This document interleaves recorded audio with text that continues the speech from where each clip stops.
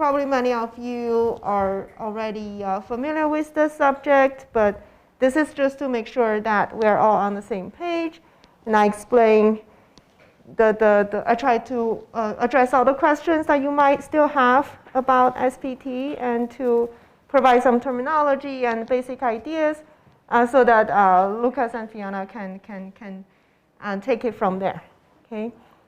So my plan is to, well, you see my outline here to give you an introduction and a definition. I plan to spend some time on the definition because I think it'll be, well, this is a math summer school.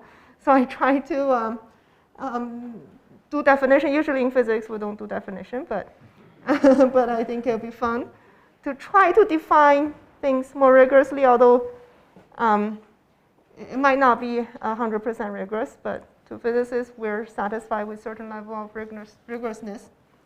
And then I'll try to just give you some simple examples of in 1D spin chains and how it's connected to projective representation. And then in 2D, how it's connected to a higher level of group cohomology of H3, and then how it's connected to digraph-Witten gauge theory. So usually when I try to motivate the topic of SPT, I would say topological insulator, topological superconductor, but I guess this is a different group. So I'll say that instead, SPT is something that connects to other theoretical ideas like digraph-Witten gauge theory, and also anomaly. You heard Anati talking about on Monday. And from a conceptual perspective, not to connect to the experiment, but from a conceptual perspective, I think SPT is kind of an idea that connects a lot of things and make things more into a more systematic framework. So I think that's how I perceive it. Okay, so let me just try to jump into the definition. And as usual, please interrupt me at any moment with questions because, as I said, the point of my talk is to make sure that I explain everything clearly and answer all your questions and make sure that everybody is comfortable with the basic idea of SPTs. Okay? And of course, SPTs has been mentioned already many times in the previous days. So this is just trying to go back and say, okay, what SPT really is and explain the connection to all these various ideas. Okay, so let me try to define first. Well, you see, the name is Symmetry, Protected Topological Phases. So I'll try to explain the words one by one. And the first one is symmetry. Okay. Definition. Symmetry. Well, unlike Natty or any people working in high energy or quantum field theory, we usually start from the Hamiltonian formulation. We don't go to the path integral formulation or the space-time formulation. So, so the setup is that I have a lattice, and on each lattice point there's some finite Hilbert space, and then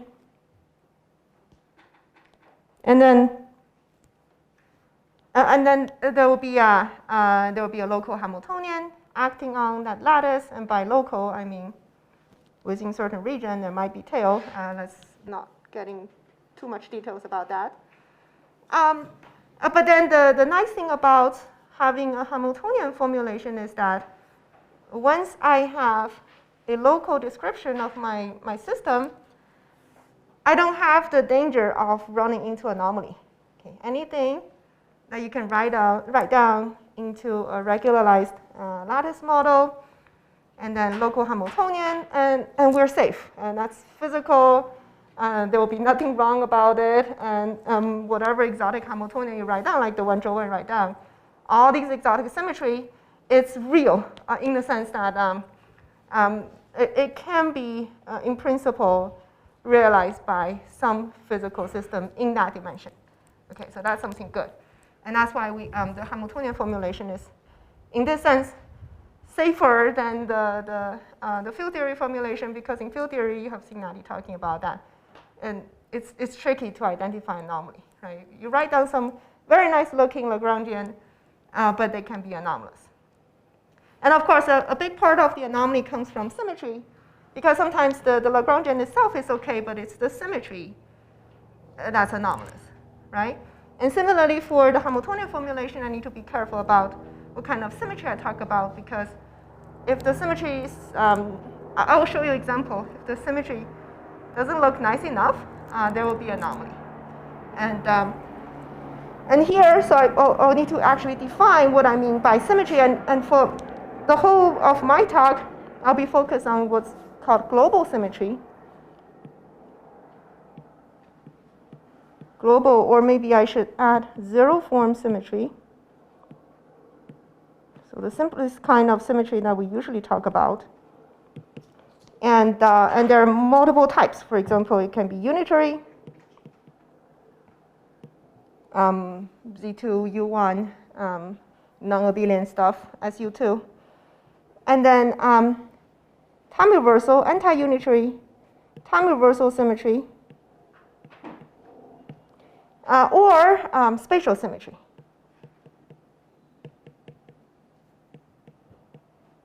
Okay, so the idea of SPT applies to all these kind of symmetries. Of course, it can also apply to other types like higher form, not zero form, but one form, two form, higher form symmetries, or even non-global symmetry. People talk about subsystem symmetry, and that's related to fracton. But I'm not going to go there in my talk. I'm just going to mention that there are all these possibilities. And for my talk, I'm going to focus on just global zero form symmetry. And what I mean by that is, for example, for the unitary version of global zero form symmetry, it has the form of a tensor product of unitary operation on site. Okay, so remember I had a lattice site, and each lattice site has a Hilbert space. And the symmetry has to act like this. And it's very, very important to have an on-site symmetry to make sure that it's not anomalous. Okay, because later on we'll see that if the symmetry doesn't have an on-site form, it could be anomalous. And of course, this symmetry has to form the group you want. Okay? Has to form a usual representation of the group, whatever unitary group you start from. Okay. Of course, this is what we usually think about as symmetry in a condensed matter system, right? Or spin rotation, or some fermion parity. The usual kind of symmetry, they fit into this formalism. But we'll see things that don't fit into this formalism and actually lead to anomaly. And then time reversal symmetry is very similar, except for that we need to do this complex conjugation. So it's, again, unitary operation on each lattice site together with complex conjugation, and that's time reversal. It's anti-unitary. But otherwise, apart from the complex conjugation part, it has to be on-site. Okay? And we usually require time reversal to square to 1, to square to identity. Okay. And spatial symmetry is a little bit more complicated. You have to take one spatial point to another spatial point. And then on top of that, again, you can apply this on-site unitary transformation. And then depending on the symmetry group you're looking at, then you might require certain group structures to it. For example, if you have reflection, you might want it to be order 2. If you have a certain fold of rotation, you might want it to be order n. Okay? And yeah, and all these are the kind of so-called global zero-form symmetry that I'll talk about. And actually, the formalism I'll be talking about today mostly apply to the first two cases. And for spatial symmetry, is kind of different. People do study it, and there's a lot of discussion about crystalline, topological insulator, and that means you have spatial symmetry. But the formalism, the group cohomology in its simplest form will apply to the first two in the most natural way. Okay, so this is symmetry. And then let me try to define what I mean by symmetry-protected topological phases. And the first one I want to define is what is gapped phases. Okay, and this is already a tricky thing to define. So don't, well, try to catch me on all these subtleties. But I might try to, I will try to hide things under the carpet, but if you catch me, I'll try to explain more. Okay. So gap phases is how we try to put gap system into a collection and say, okay, this is a phase. And when do we do that? We call two gap systems to be in the same phase when the first system can be connected to the second system through smooth deformation. Okay, and this is usually what people say smooth deformation of gap Hamiltonian without closing gap. So whenever we can do this, we say that these two systems are in the same phase.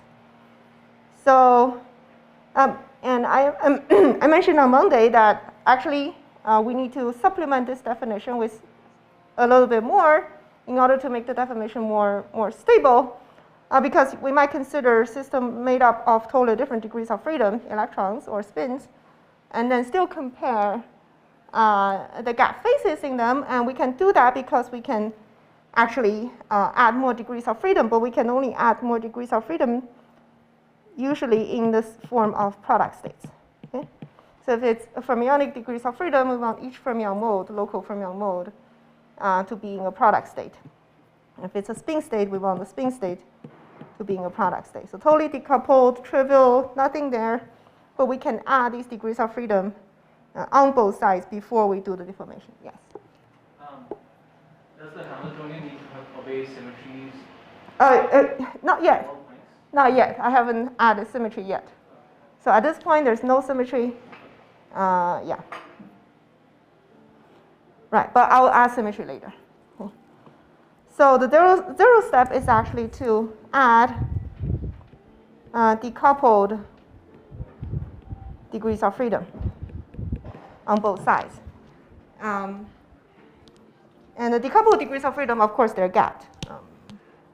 You cannot write a trivial decoupled Hamiltonian and everything will be gapped. Yes. Yes. You know, as a topologist, seemed to be an interesting question would be like, what's pi zero from a certain topological phase? But your definition says, kind of eliminates that question, because you can't get from one to another without closing the gap. You said there are different phases, but suppose you can't get from one to the other, but all the measurable properties in each of them are identical. Would you still call them different?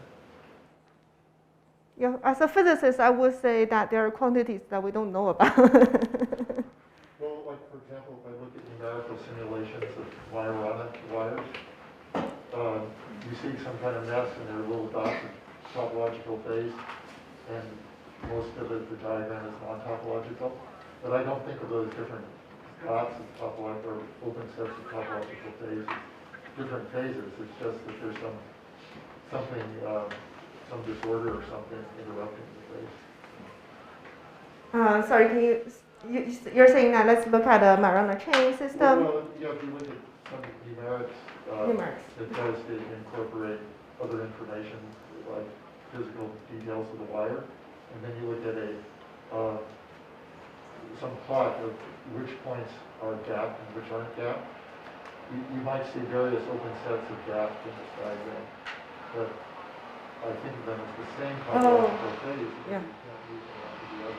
Yeah. And maybe you could move with additional and so on, I don't know. Oh, yeah. That's a great point. That so in my definition, I said if you can smoothly change your Hamiltonian to connect it to another model, then you consider them as the same phase. But then on the other hand, if you want to tell if given two states, given two models, like in your numerical simulation, I see they're gapped, but then I need to exhaust all possible paths to try to connect them. Of course, that's something not very practical to do, but usually we need to rely on some other guidance to tell us whether that could be possible or not, whether we believe they should be in the same phase or not. But in principle, you should try to add all possible kinds of local paths, change the Hamiltonian in any kind of way to see if potentially you can connect them without closing gap. And in many examples, it is indeed true that you might see gapless boundaries between two parts of the phase diagram. But actually, you know that if you increase your parameter, increase the number of parameter, or increase the region of the parameter, you might actually find a gap path. It's like going from the liquid to the gas phase of water above the critical point. Yeah, something. Yeah. Thank you. That's a great point. Right. So as the first order of as the first version of the definition of gap phases, we say that we add decoupled degrees of freedom, and then we smoothly deform the Hamiltonian without changing gap to relate one to the other. So this is sort of like one formulation of the QCA, because as you change the Hamiltonian without closing gap, what happens to the ground state is that the ground state undergoes the adiabatic evolution induced by this time-dependent Hamiltonian, right? So related to that, we can actually also just formulate gap phases based on how the ground state transform without too much worry about what happens to the Hamiltonian. The first definition is based on the Hamiltonian, but because this is a gap system, so actually most of the information is already in the ground state. So we can actually try to reformulate the definition. If you draw a line, it's not like they're sequential. The second kind of definition, or actually maybe I should write 1 prime, because I need 0 in both cases, but this is like 1 prime. The second type of definition would say that I can connect the ground state on one side, psi, to the ground state on the other side by adding some product states.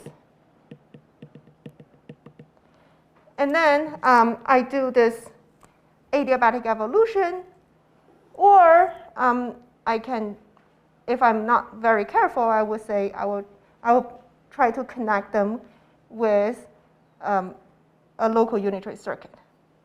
Okay. So it's either finite depth local unitary circuit, or Hamiltonian, adiabatic evolution of Hamiltonian.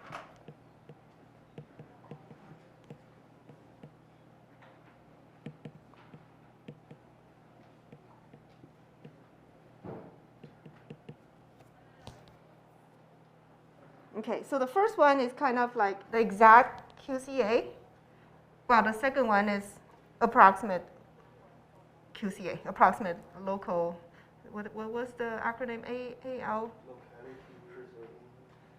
Approximately locality preserving unitary.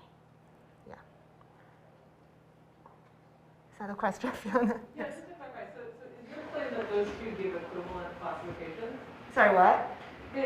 Are you saying that those two, the QCA and the approximate, so the local quantum circuit and the approximately local quantum circuit, do those give, are they guaranteed to give the same classification of phases? Yeah, so the three-fermion local one is an example, right? The three-fermion example, if we believe that the QCA is a non-trivial QCA, but the bulk,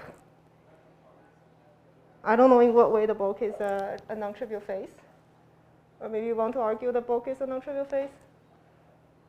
If the bulk is the bulk is confined, no fractional excitation. So if we believe it's a topologically trivial phase, there should be an idiomatic evolution to take it into a product state. And that would be an example of a non-trivial QCA, but a trivial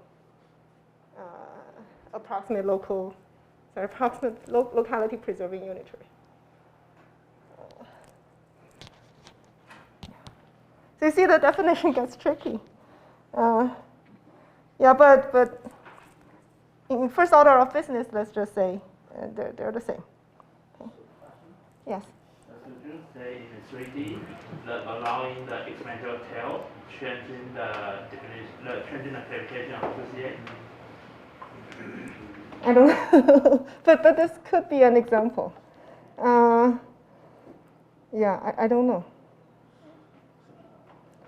So I have a question. You commented that philosophically from 1 to 1 prime, what enables you to do that is the gap condition. Oh yeah. So for gapless space, the number is much less information than is that? Yeah, for gapless one, the ground state is that also does preserve some information, a lot of information already, the correlation length and all that. But let's now try to define gapless space. I don't know how to define it. Yeah, but you're totally right that the fact that I can convert this smooth deformation of Hamiltonian to the transformation on the ground state is because I have a gap. Okay. All right, so this is how I try to roughly define gap phases.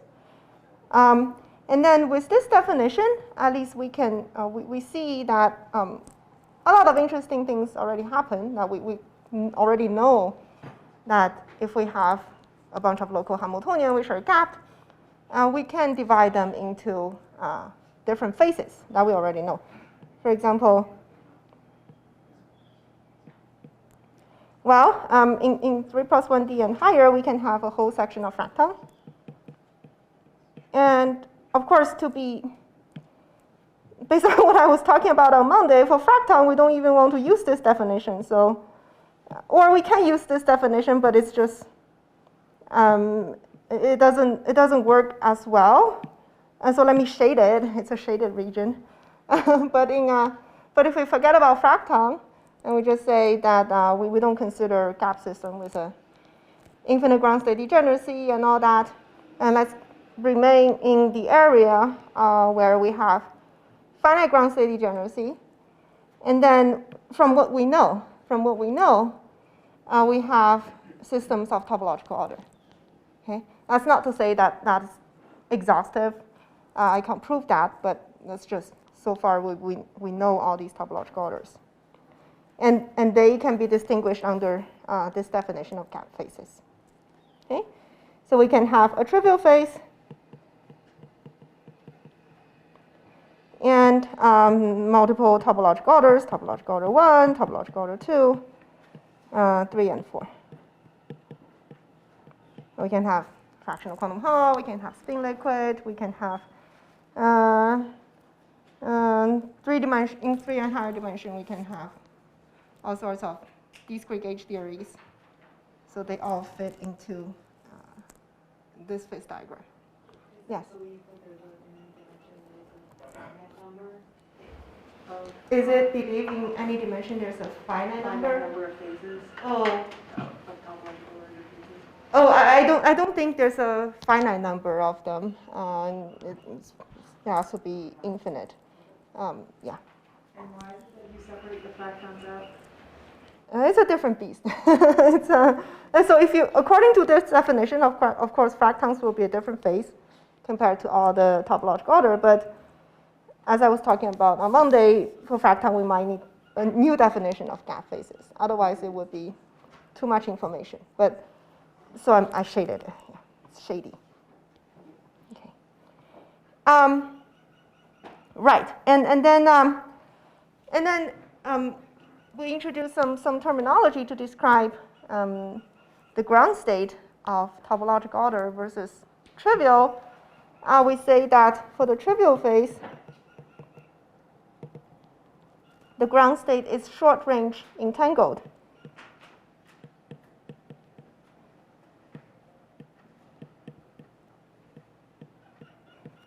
Because we have this idea that within the same phase, we can connect things with local unitary circuit. So within the trivial phase, you can potentially use a local unitary finite depth circuit to connect all the ground state to the most trivial one, which is a product state, a total product state, right? And because a total product state has no entanglement whatsoever, and then we consider the entanglement embodied in a generic ground state in the trivial phase to be short-ranged, because that's the kind of entanglement you can generate by taking a bunch of product state and apply some finite depth circuit like this. So finite depth circuit can generate entanglement among the degrees of freedom, but not too much. Okay, of course, you can do another layer and so on and so forth. So we call these kind of system short-range entangled. Yes? What would be nice examples of trivial phases? Will be a nice example of trivial phases. Trivial phases are workable models.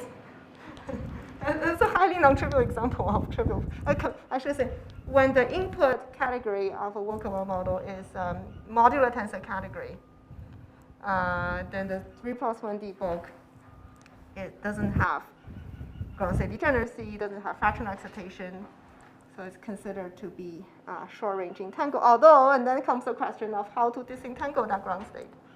And it turns out you can't disentangle it with QCA. So to make things more complicated, that's why I give you that answer. Otherwise, I could just say paramagnet, right? Yes.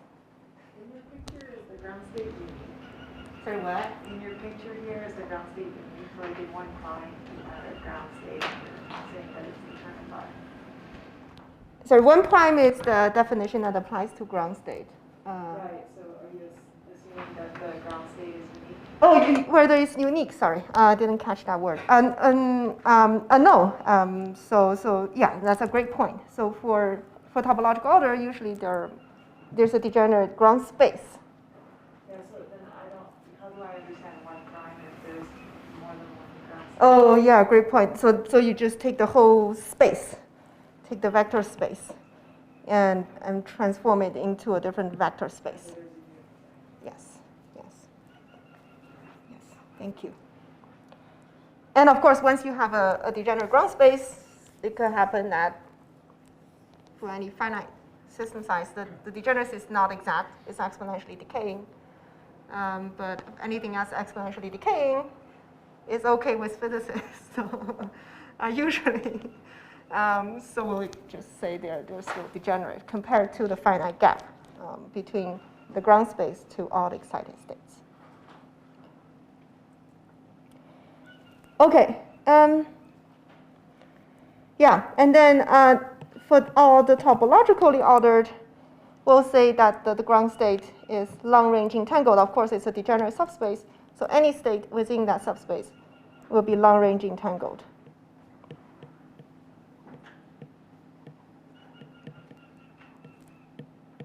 Okay. And then, of course, I want to mention one thing is that using this definition, things like integer quantum Hall, or the EA state, or a P plus IP superconductor, those kind of Carroll states would be called long-range entangled. Okay? According to this definition, they are long-range entangled because those ground states are kind of non-trivial and you can't take them to a product state. But on the other hand, They don't have ground state degeneracy. And there's not much you can see from the book. All the things happen on the boundary. And people have another name for those phases, and they're called, actually you combine those things, like integer quantum Hall, P-wave superconductor, and EA state. And we combine trivial and these things, and we call them invertible.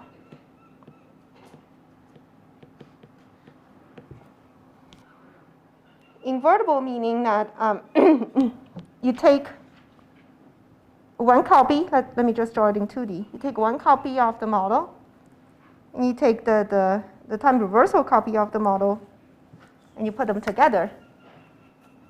And then it becomes possible to either smoothly deform the Hamiltonian or to apply some finite depth circuit to make the total system, the double system, into a trivial system. Okay, so invertible means that once you double it, it becomes trivial. So in that sense, this integer quantum Hall, P-wave superconductor, and EA state, they are long-range entangled, but they are less non-trivial than the other topological orders, like fractional quantum Hall or Z2 topological order, all that kind of thing. Okay. Toric code, etc. Okay. So it's tricky. Sometimes people, whether we want to include those chiral but invertible states into the set of short-range entangle, or do we want to classify them as long-range entangle? It's a matter of definition, of course, but it has consequences. I would say that, and because, for example, if we use this if we distinguish between short-range entangled and long-range entangled, and actually we're going to see that this is one of the reasons that we get the group cohomology classification. It's the reason that group cohomology classification is missing SPT phases. It's not complete, starting in 3 dimension and higher. Okay, because we missed all these chiral but chiral and invertible phases. So it's actually, in some sense, it's nicer to consider the invertible phase together when you try to consider SPT. I'll come back to that, or maybe not.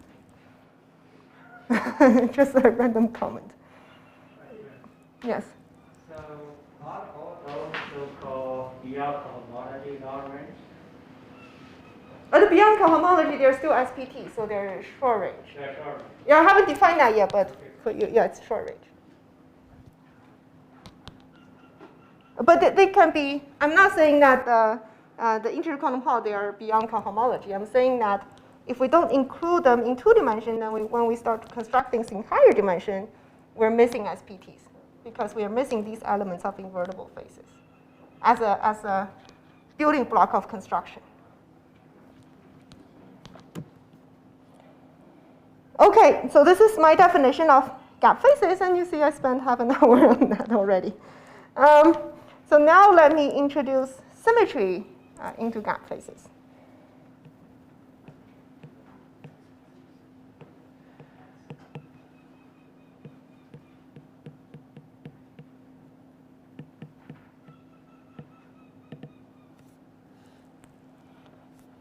Okay, so now consider a system with the kind of global zero-form symmetry that I talk about. And we require the system to be gapped. And now we try to define phases within these gapped and also symmetric models. So by symmetry, I just mean that I have a Hamiltonian. The Hamiltonian is invariant under that symmetry. Okay? And the definition pretty much runs the same way. I have model A, which is invariant under the symmetry. I have model B, which is invariant under the symmetry. And then I just need to be careful about what operation I'm allowed in connecting them. Well, first of all, I can add things. I remember I can add decoupled degrees of freedom. But now when I add decoupled degrees of freedom, I need to make sure that I only add singlets. Okay. So each degree of freedom I add is also invariant under the symmetry. And then I smoothly evolve my Hamiltonian or apply a finite depth local unitary circuit. So the requirement would be that when I smoothly change the Hamiltonian, I'll make sure that the Hamiltonian is always symmetric, meaning that each Hamiltonian term is symmetric at any time during the path. And if I try to define it as finite depth circuit, and it's very important that I put in the constraint that, sorry, so first let me write Hamiltonian T is a sum over little ht, and I require each little ht is symmetric.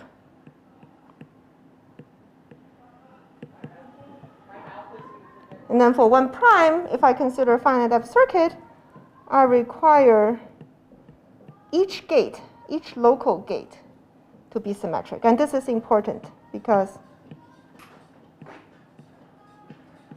there are situations where when all the gates are put together, they're symmetric. The total unitary is symmetric, but you can't decompose it into individual gates which are symmetric. And this turns out to be important for SPT phases. Okay. So to define symmetric gap phases, it's important that I build up my circuit with building block, and each building block has to be symmetric. And this, of course, corresponds to the fact that each term in my Hamiltonian is symmetric. I can't just have the sum be symmetric, but each of them be symmetric. Sorry, when you say symmetric, what do you mean? Oh, sorry, yeah, symmetric means that I have this, let's say I have this unitary symmetry, and then unitary symmetry conjugating the Hamiltonian term keeps it invariant, or unitary symmetry conjugate this local gate, let me denote it by V, and the local gate is also invariant. Yeah. Thank you. Okay, so that's what I require to define symmetric gap phases, and then we put that requirement into the phase diagram that we already had, and we'll see that the phase diagram will become more interesting, right? There'll be more phases. So let me ignore the fracton section and just focus on the trivial section and topological order 1, topological order 2, and so on and so forth. Okay. So let's talk about the trivial section first. For the trivial section, a prototypical example taught in all kinematic classes or even other classes is the transverse field Ising model. The transverse field Ising model is like you have Ising coupling, and then you have a transverse field, and then there's a symmetric phase, and there's a symmetry breaking phase. So even before I talk about any of the topological stuff, we need to acknowledge that there are a lot of just simply symmetry breaking phases, meaning that the Hamiltonian is still invariant. The Hamiltonian is totally invariant under the symmetry, but the ground state somehow spontaneously breaks the symmetry. And in the case of this transverse field Ising model, we know that there are two ground states. One is all the spins pointing up, and the other is all the spins pointing down. And the symmetry, of course, is the tensor product of all the x along the chain, and x will toggle between up and down, so each of the ground state breaks the symmetry, although the Hamiltonian doesn't. Okay. So this is called spontaneous symmetry breaking, and a lot of condensed matter is actually devoted to spontaneous symmetry breaking of different forms. So within the trivial phase, we have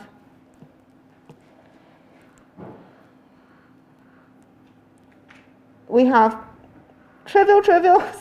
I don't know how to write it, but let me write just paramagnet.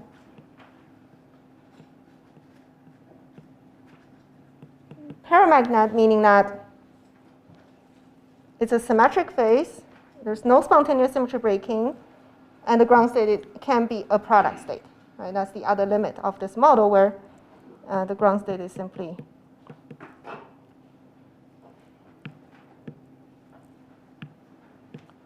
the plus state on all the spins.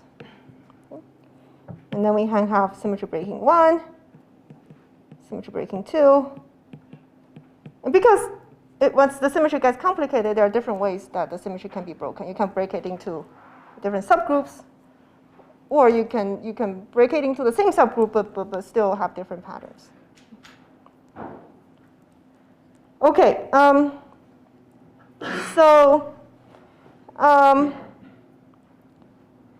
right, but and then this is where SPT shows up. Okay, so if we get rid of all the symmetry breaking phases, and let's say that the ground state doesn't break the symmetry at all. It doesn't spontaneously break the symmetry, so there will be a unique ground state, which is symmetric under the global symmetry. Yet, there are possibilities where the symmetric ground state is not of the form of a paramagnet. It's not of the form where it's just singlets per site, okay?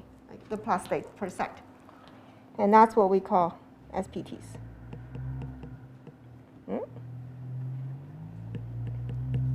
SPT1 and SPT2. And it turns out there can be a bunch of them depending on your symmetry group and dimension, and whether you have a boson system or a fermion system.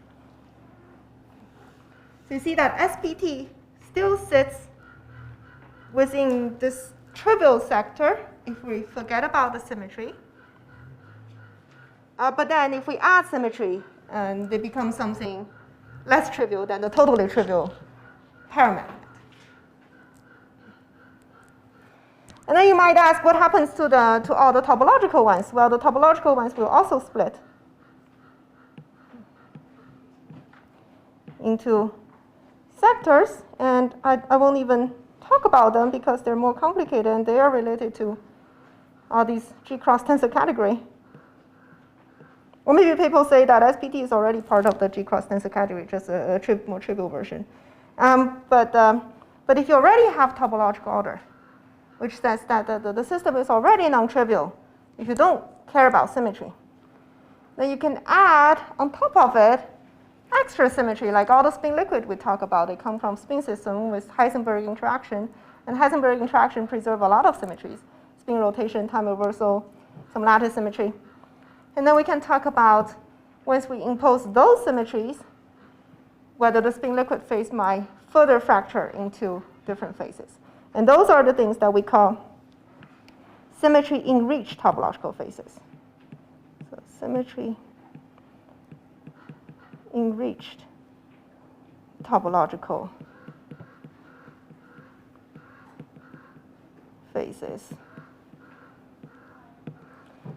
So they're more complicated than SPTs. Right? So SPTs are relatively simpler. Okay, so let me just try to summarize what we require for a system to be SPT. First of all, it needs to be symmetric. The Hamiltonian needs to be symmetric under the symmetry. And secondly, no spontaneous symmetry breaking in the ground state. No spontaneous symmetry breaking. There's no long-range correlation. There's no autoparameter. Spontaneous symmetry breaking. Sorry.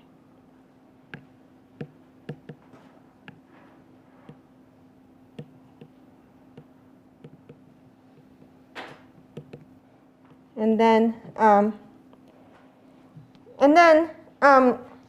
if we don't care about the symmetry, it's totally trivial, and we say that the system is still short-range entangled.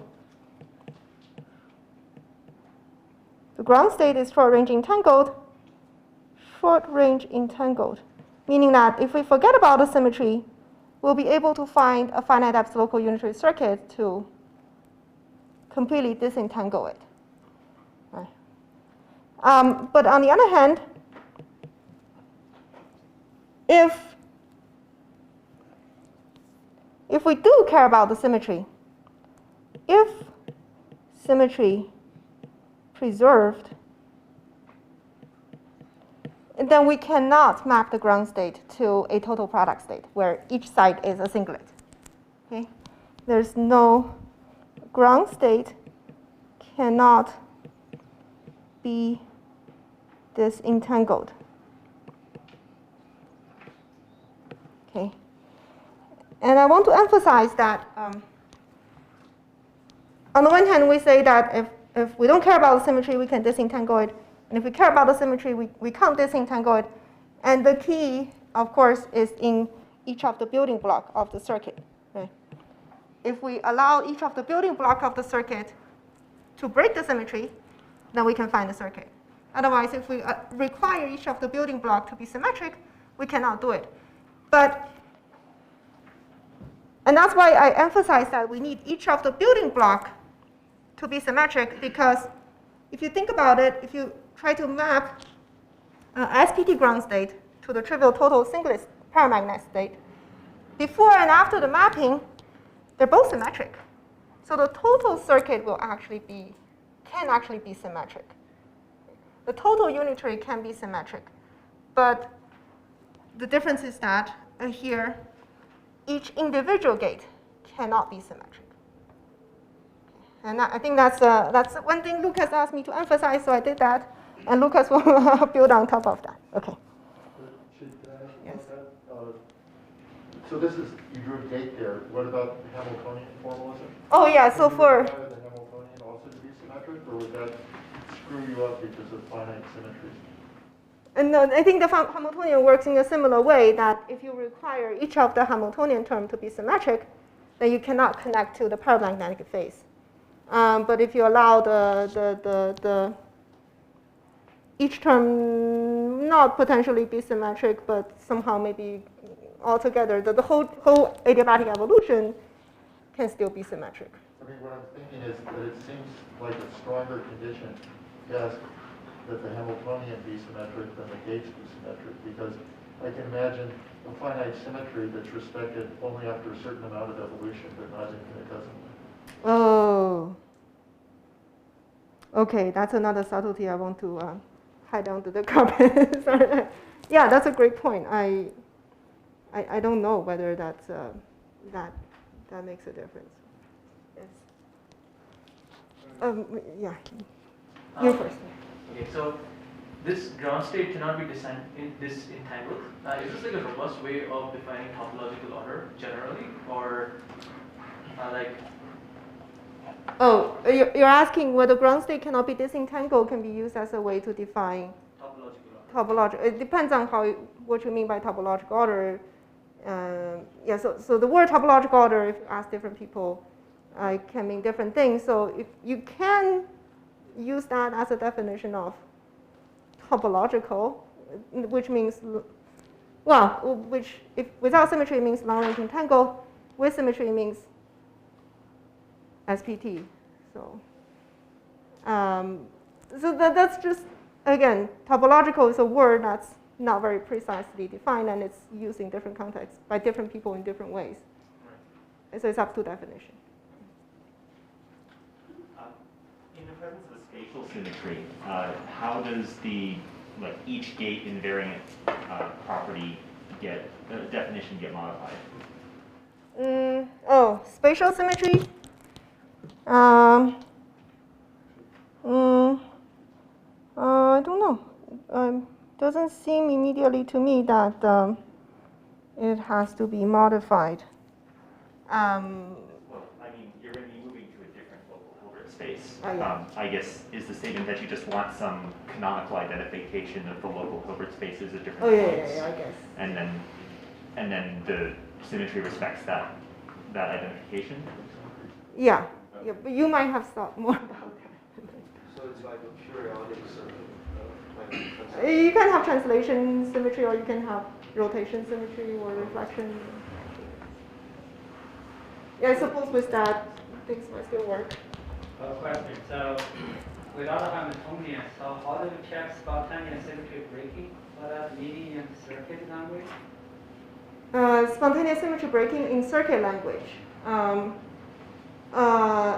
Yes, so spontaneous symmetry breaking is also, so this condition is also satisfied. And spontaneous symmetry breaking is actually, again, a very tricky definition. Thanks for bringing it up. I can spend another half hour on that. So usually we say that let's look at the transverse field Ising model. See, there are two ground states, and they each break symmetry. But then you can say, I can make a superposition of them, and then it's symmetric. What's wrong with that? And the reason that is wrong is because you're superposing two short-ranging tangled states. So this phi up is short-ranging tangled.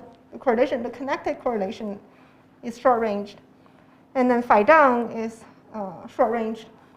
But if you, of course, if you take a superposition of them, the plus superposition, then you restore the symmetry in the ground state.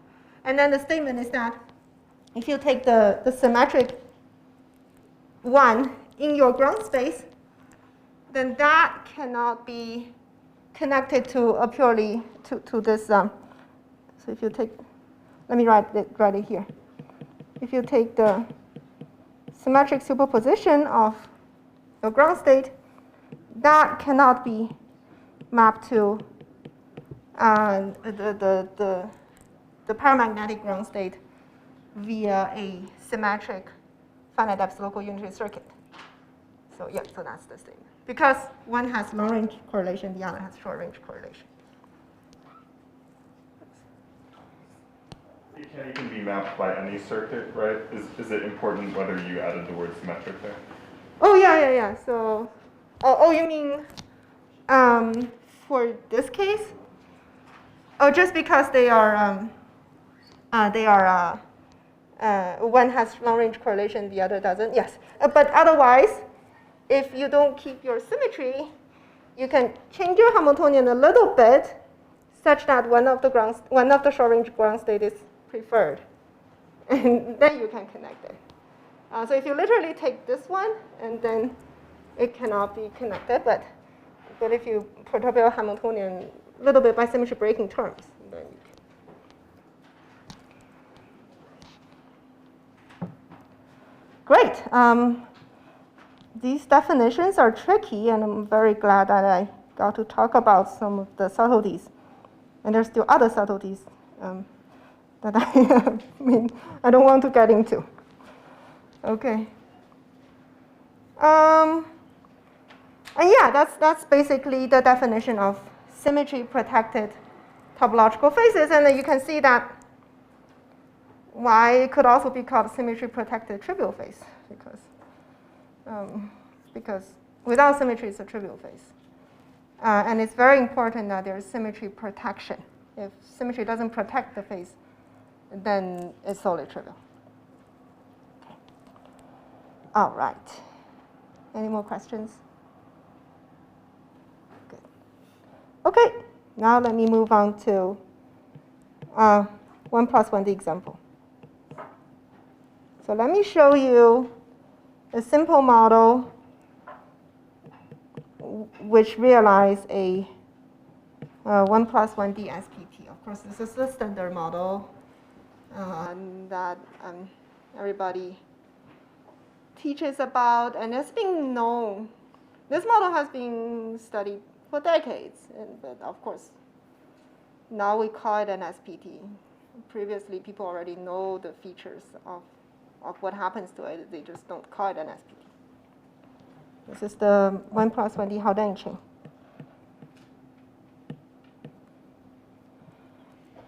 Okay, so Haldane back in the 80s, I think it's the 80s, he was thinking about something about spin 1 chain. Okay. So you have a bunch of spin 1.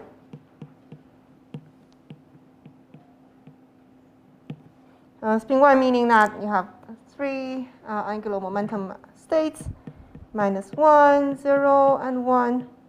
And then it can rotate under XYZ direction rotation. And then there's some spin generators of the spin rotation, and let's call them SX, SY, and SZ. This is the three-dimensional representation of SO3.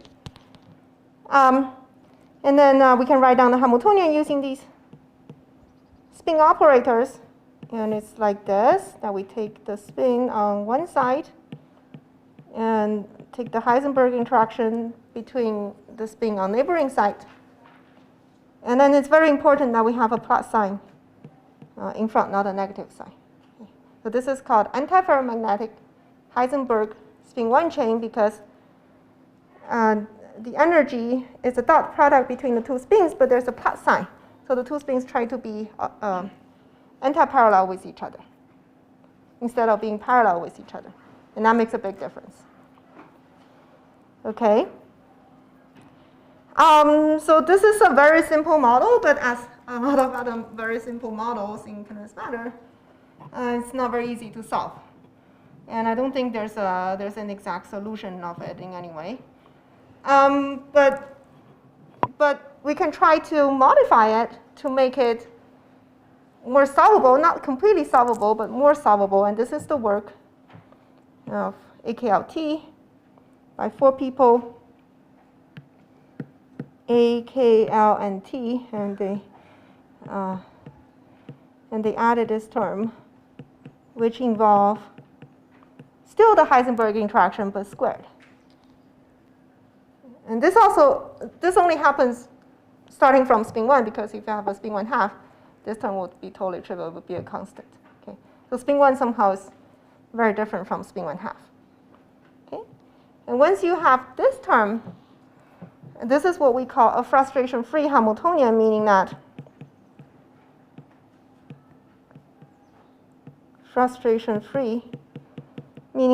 each of the Hamiltonian terms do not commute yet, but they can have the same lowest energy state. So at least for the ground state, it looks like they commute. Not commute, but they can have a common eigenvector.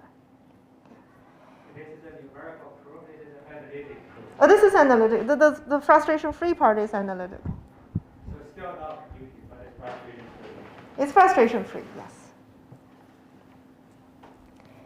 And then it's actually very simple to construct the ground state. And the way the ground state is constructed is like this. You take the spin 1. This big circle is a spin 1. And imagine that it's composed of 2 spin 1/2s. So spin 1, you can think of it as the symmetric subspace of 2 spin 1/2s. So just first take the spin 1 and imagine that it's actually the 2 spin 1/2. And then we do this to all the spin 1s. And then we take spin 1/2 from neighboring spin 1s and put them into a singlet state. So put this into a singlet, and then put this into a singlet, put this into a singlet, and then periodic boundary condition, we put the outer ones into a singlet. But then we remember, oh, this is not a spin 1/2 system, it's still a spin 1 system, so we need to do the projection back to spin 1, so project to spin 1. So the ground state wave function will look like this. It will be a bunch of singlets, but the singlets will be like lattice side I and I plus 1, and it's a singlet between the right one on side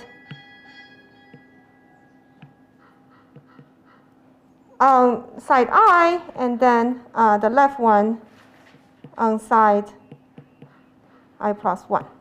Okay. Right. So my plan, as you can see, I'm halfway through my talk, and actually not even halfway. So my plan is to steal some time from Fiona and finish my talk maybe half hour into her time slot. And she has been so nice to let me do that. So I won't keep everyone here from lunch. So we can all go to lunch. And then if you have questions, we can discuss over lunch. And then after that, we'll come back and I'll try to show you the examples. Finish this one and then go to 2D.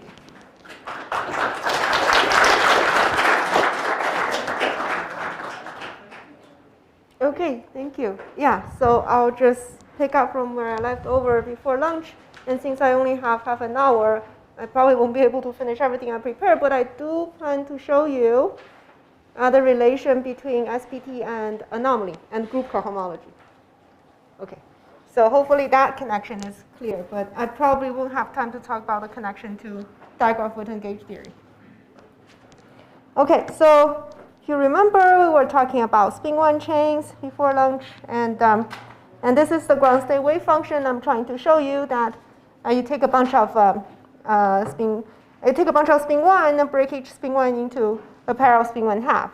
Then you take a pair of spin one half from neighboring lattice-sides, combine them into a singlet, and then project each lattice-side back to spin one. So this is the total wave function. Oh, and I was asked this. Sorry, let me take my mask off.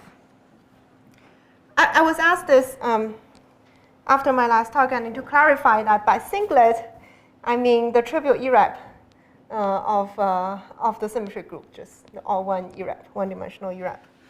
Okay, so of course in physics when we talk about SU2 and spin one half, this is the usual singlet state that we refer to. Yeah, so this is the picture I've drawn many times because this is pretty much the picture that you want to use to think about one-dimensional SPT state. And it turns out that in this state, the projection is not that important. The singlet part is very important, but we can pretty much forget about the projection. Or setting another way, I can smoothly change the Hamiltonian without closing gap while getting rid of the projection and starting from a single spin one on side, but then ending up with two spin one half, a full four-dimensional Hilbert space on side. Okay, and then it's still the same phase, even though the degrees of freedom look slightly different. And then we can compare to the trivial state and see what's non-trivial here. Okay? Because once I get rid of the projection, you see the wave function is a tensor product of singlets. It looks like not much is there. And then to compare to something that's totally trivial, this is what I would draw. That I have two spin one halves per each lattice side, but then I pair them on side. So on each side, I pair the two spin one halves into an on-side singlet. Okay, so this is 1, and this is 2. Okay, and we're comparing these two wave functions. So how are they different? Looks like they're just slightly shifted, one from the other, right? But if you are clear about what do you mean by on-site, what do you mean by on-site Hilbert space, then you can see that, first of all, the wave function 1 doesn't have entanglement between side. Okay? While wave function 2 has entanglement between side. If we cut it here, there's entanglement, but for 1, there's no entanglement. And secondly, the difference will show up most strikingly on the boundary, because if we put a system on open chain, and then the left end and the right end will not couple, for wave function 1, not much happens because each side is a singlet. They don't care about the coupling. But for wave function 2, something dramatic happens because this coupling is missing. Okay. And when this coupling is missing, you will have one spin one half here, and one spin one half here, and then they're decoupled. And that's what we refer to as edge states. And edge state is the most significant signature of having an SPT order. Okay, so physically, when we talk about edge state, we mean that something happens on the edge. something looks different from just the general bulk of the system, because we know the bulk is gapped. So anywhere, if you stay inside the bulk, you see that there's an energy gap to all the excitations you can make. But once you move to the edge, something happens because you have a spin 1/2 degrees of freedom there, and the spin 1/2 is degenerate. The spin 1/2, we're not acting any operators on it, so there's a twofold degeneracy at the end. Okay? And altogether, the open chain will have fourfold degeneracy because there's a twofold here and twofold here. Altogether, there's a fourfold degeneracy. So for one-dimensional SPT, what happens is that they're degenerate edge states. Okay? Although if you don't have open boundary condition, if you have periodic boundary condition, there's only a unique ground state. So in one dimension, the edge state will give you degeneracy. Okay? But what's the role of symmetry here? I haven't mentioned symmetry. Well, first let me say what is the symmetry of this model. This system actually has a lot of symmetry, because the Hamiltonian is simply this Heisenberg term. So the Heisenberg term is invariant under spin rotation. Of course, global spin rotation, all the spins rotate together. The Heisenberg interaction is invariant. It's invariant under time reversal.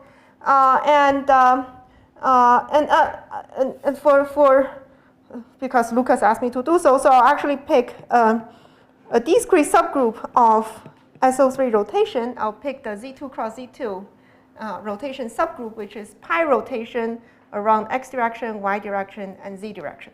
So this is, of course, part of the total rotation group. So this symmetry is also preserved. And it turns out that this Haldane chain is a non-trivial SPT under this Z2 cross Z2 symmetry as well. Okay? Pi around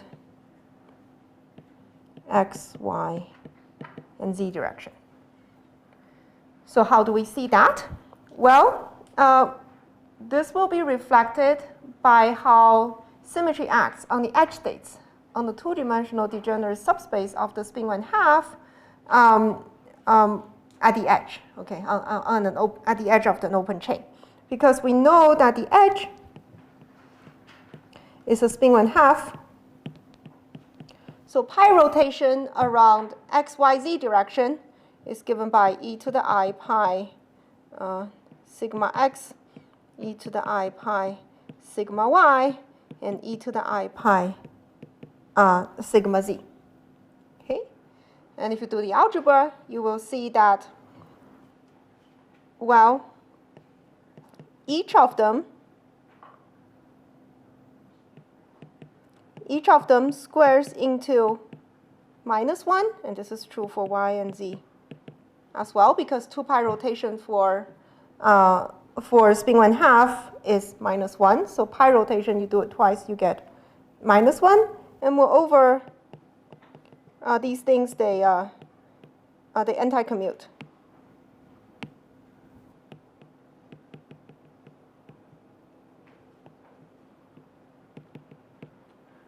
Okay, so if considered as if originally we had a Z2 cross Z2 group, we expect the generator to commute because it's a direct product of two Z2s.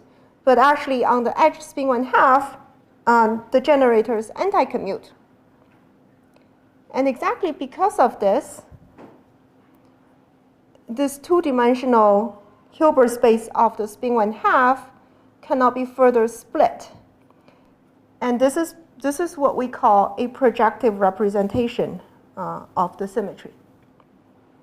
Okay, and more generally, let me try to define what's a projective representation. A projective representation is representing a group with matrices, but the matrices satisfy the composition rule of the group up to a phase factor. And the phase factor will depend on which two group elements you're combining, whether it's x and x or x and y.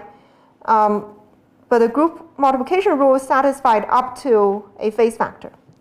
Okay? And here, the phase factor is a U1 number. It's a U1 phase factor. Okay. And the phase factors have to satisfy a condition. Basically, it comes from the fact that the symmetry is still represented on the edge states as matrices, so they have to be associative. And the associativity condition imposes some constraint on alpha, and this is what we call the cocycle condition.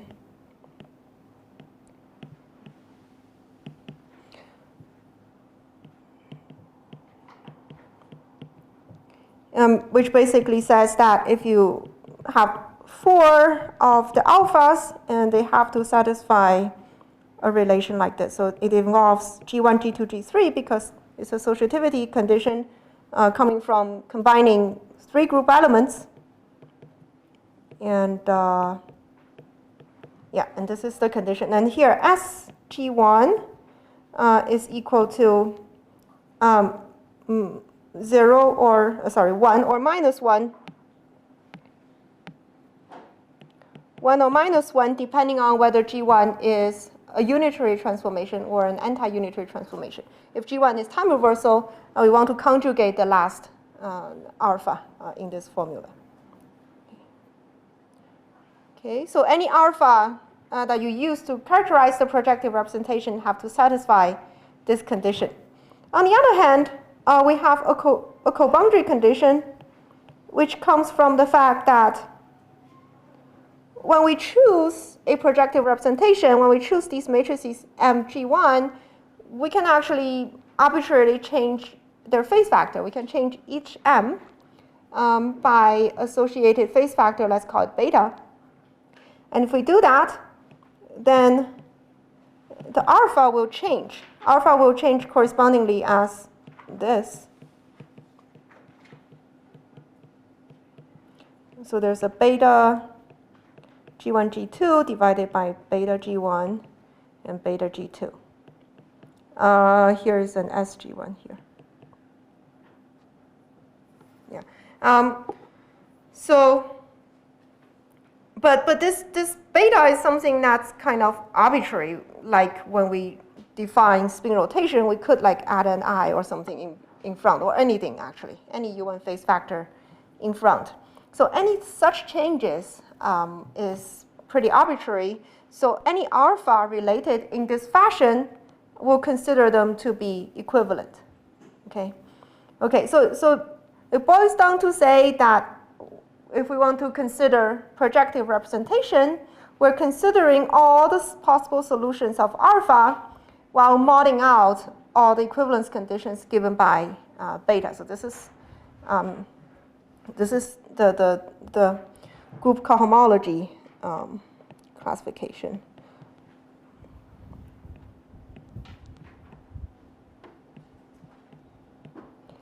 And this is actually only the second order of group cohomology, which we call H upper 2, and for a particular group with coefficient taken in U1. Yes? Why are we doing this physically? Like, why are we taking this group cohomology? Oh, because this is how, this is the symmetry transformation on the edge states. Like in this case, it's a spin 1/2, and the symmetries are given by these operators, and they don't form the usual notion of symmetry representation, they form a projective representation. And the key feature of a projective representation is that it cannot be one-dimensional. So that physically, it means that you have to have some degenerate Hilbert space on your edge. You have degeneracy as an edge state. Yeah. Okay. Okay, good. So this is the 1D version. Okay.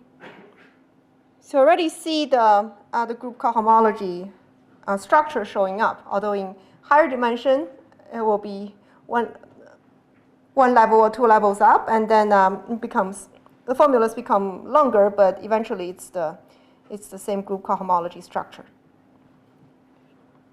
Okay, so this is the first example, and then the second example, I'll talk about the 2 plus 1D SPT with Z2 symmetry.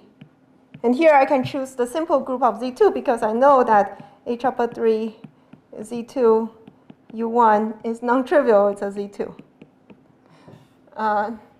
But of course, this is already knowing the answer and then find the example. Okay. So because I'm running out of time, so I actually don't want to give you all the details of what the model looks like. The model actually looks in very much analogy with what Fiona was talking about yesterday. It's on the simplest version. We can construct it on a honeycomb lattice.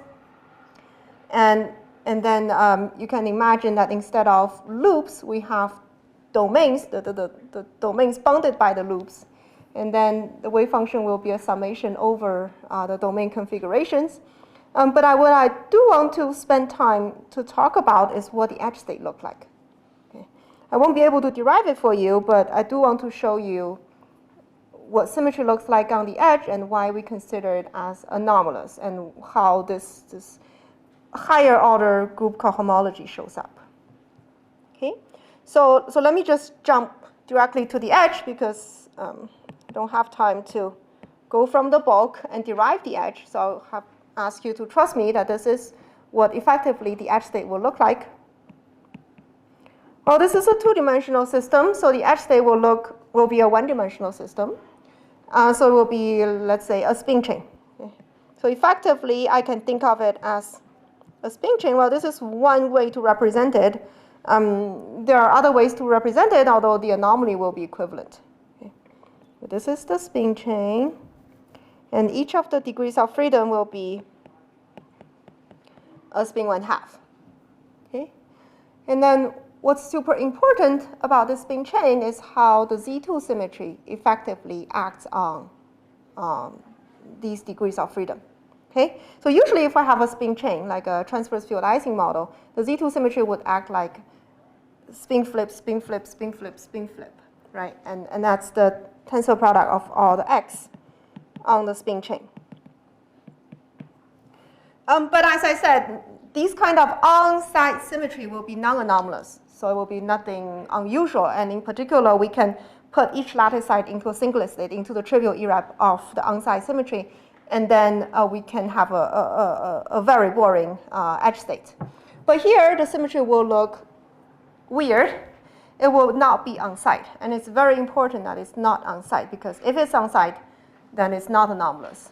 And instead of having just this x part, there's another part. And this other part goes like this.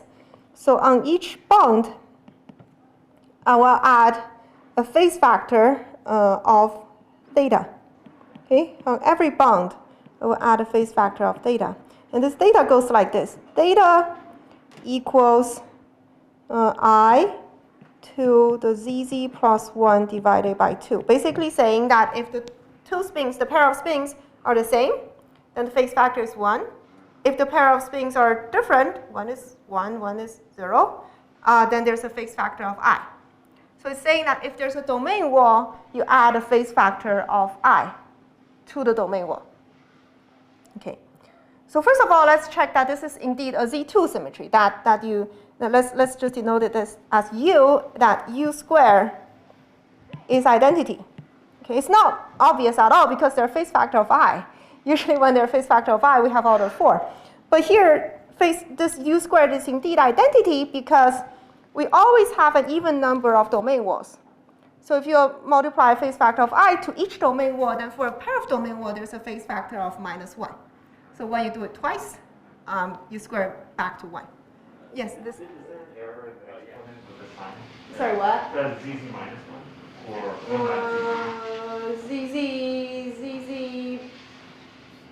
1 minus ZZ. Oh, -1, yes, thank you. 1 minus ZZ, yes. Thank you. So let me just cross it out. Do you still keep the x or you don't add the x? Sorry, what? The onside x, does that still? Yes, onside x is still there. Still there. Yes, and yeah, but that doesn't matter because onside x commute with the theta part. The theta part is it's invariant under the x. So. And do we prove the x, that's also okay? Sorry, what? The x, do we need to keep it? Or Oh yeah, we need to keep it. Yes, if we only have theta, then it doesn't work. Okay, so the total symmetry, let me write it. Total symmetry is a bunch of x and then a bunch of theta.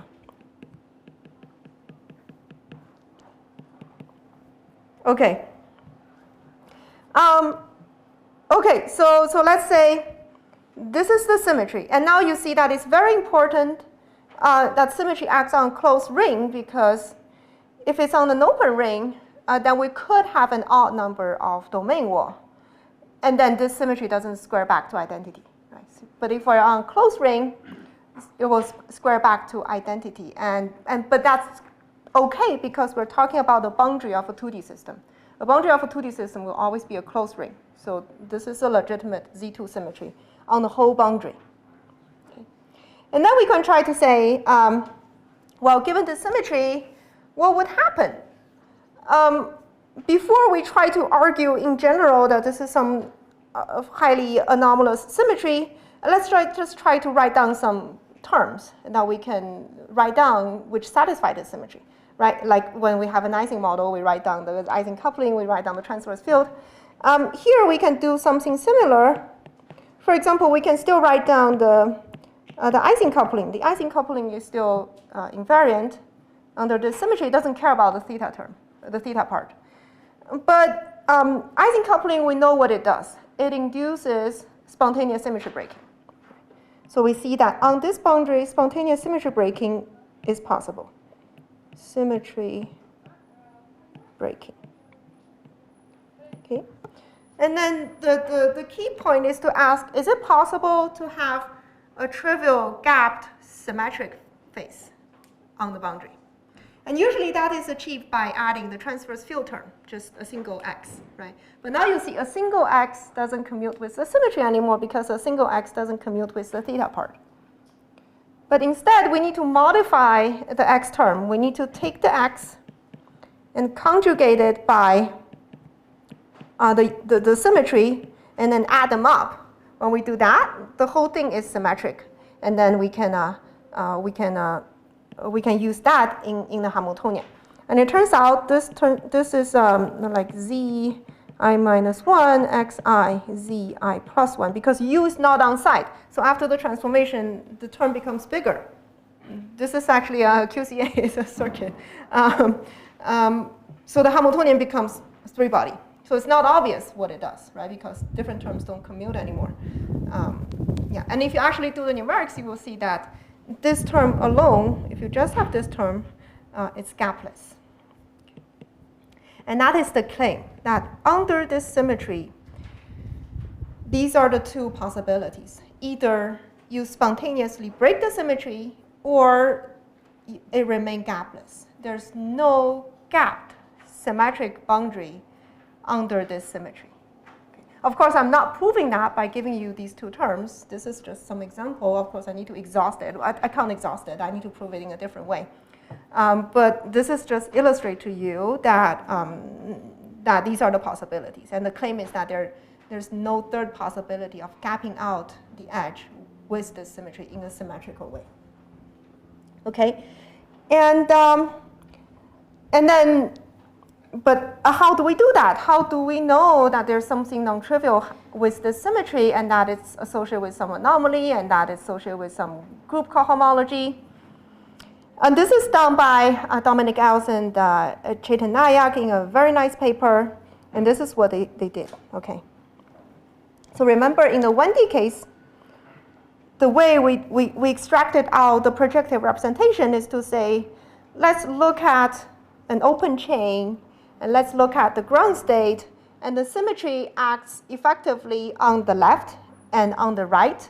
And if we separate them out individually, each of the edge transforms projectively under the symmetry. Right? And we'll generalize that idea to 2 dimension, to the boundary of 2 dimension, which is this effective 1-dimensional system, and taking into consideration that now the edge is not 2 points. We cannot just separate them as left and right, but instead we'll take the whole ring and cut it open into a half ring, and then see what happens there. Okay. So let's take a half ring with endpoints here. Oops. And just let the symmetry act on this open ring. And we already mentioned this before, that it's very crucial for the ring to be closed, because if it's open, once it's open, the symmetry is not totally a Z2 symmetry anymore. Okay? So we can, on this half ring, we can do x, x, x, and then theta. And then if you calculate, we call this UM, indicating that it's acting only on a segment of the boundary. And if you calculate UM square, this is not identity. If you actually do the calculation, you will see that UM squared is equal to, it's almost identity. It's almost, because in the middle of the segment, it has to be identity. But on the boundary, things got screwed up, right? On the boundary, they're actually single sigma z being left behind. Okay, and then something fun happens, because now if we consider not just the composition of group element, but the associativity of the symmetry, we see some non-trivial phase factors here. Remember that in the lower dimensional case, in the one-dimensional case, the projective representation has to do with the composition of the representation. Here it's not the composition. The composition doesn't even satisfy the group rule anymore. But it's the associativity that comes back to be violated, and it comes back to give you some phase factors. Okay. So to calculate the associativity, let's take the third power of UM. And we can do this in two different ways. We can do UM squared UM, or UM squared. Okay. So if we do it in the first way, this is equal to. So let me just straighten it out. It's Z I Z, and then we have X theta compared to X theta, and then Z I Z. So you might ask, what's the difference between these two? UM is a matrix. It has to be associative. Of course, if you look at UM as a whole, it's associative. But if you focus on one end of it, there's an anti-commutation sign between the X and Z, right? So if you only look at one end, there's a difference of -1 phase factor in different ways to do the associativity. Okay, so in general, my time is up, so I'll finish up in 1 or 2 minutes. In general, we'll take the UMG1, UMG2, and say they don't satisfy the group composition because it's not equal to UMG1G2, but it's equal to UMG1G2 up to some operator at the end. Okay, so the composition rule is satisfied up to some edge operator. That's called omega L G1 G2 tensor omega R G1 G2.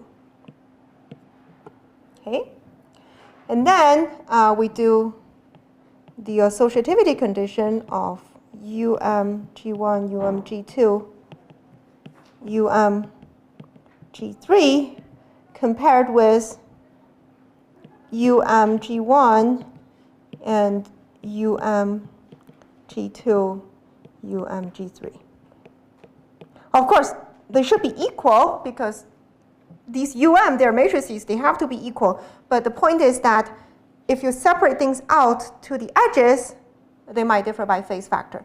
And in particular, if we extract out the left end operator,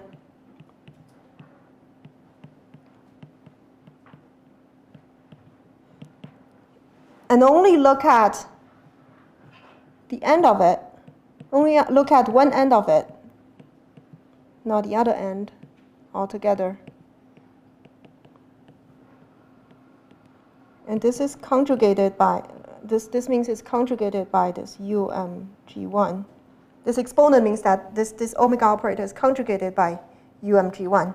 And then they differ by a phase factor of alpha, G1, G2, G3. Okay, and this is the group cohomology phase factor. And it satisfies the co-cycle condition, and there's a co-boundary equivalence. I don't want to write it down because it's pretty long, and I'm sure you can look up the formula, but this is basically how SPT is connected to symmetry anomaly on the boundary, and in particular, this is what people call the Hoof anomaly on the boundary, and this is how, in these cases, is connected to group cohomology. Of course, Lucas will talk about the beyond cohomology ones. Okay? Yeah. Yeah, okay, yeah. I have a quick question. So here, omega L and omega R, is there a unique way to determine this, or it has to have some ambiguity? Yeah, exactly. So omega L and omega R are unique up to phase factors, up to the beta co-boundary phase factors. And that's exactly where the co-boundary comes from. Because when you calculate them, remember that we just take say 2 copies of UM and combine them, and it's clear that this should be a Z, this should be a Z, but it's up to phase factor. You can assign arbitrary phase factor to them. Yeah, thanks. Okay, I'll hand it to Fiona.